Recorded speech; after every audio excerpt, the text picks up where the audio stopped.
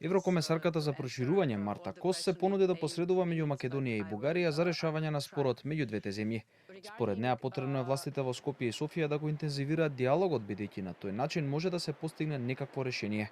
Сепак нагласи дека Македонија мора да го промени уставот за да продолжи по евроинтегративниот процес. Reconciliation, Mr. White, and good neighborly relations, we all have to take care about it. Not just North Macedonia, not just Bulgaria, but we all.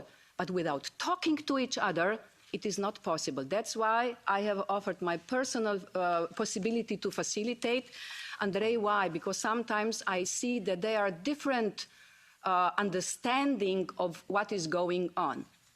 And if we can help, then I'm ready to sit 24 hours, as long as it is necessary, to come to the solution. And yes, the North Macedonia has to change the constitution. Then we will move on with the accession process. По обраќањето Кос се соочи со серија на прашања од бугарските европратеници. Најголемиот дел од нив бараа спорот меѓу двете земји да не го нарекува билатерален, туку европски.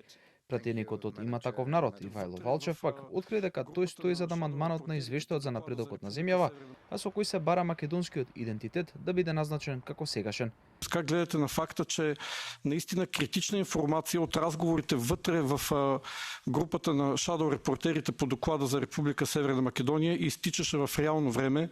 Аз се още съм в лек шок за това как поправка, която предлагам в писмена комуникация вътре в групата, бива коментирана на следващия ден от премиер-министъра на Република Северна Македония. As far as I could understand, this is about the report in the European Parliament.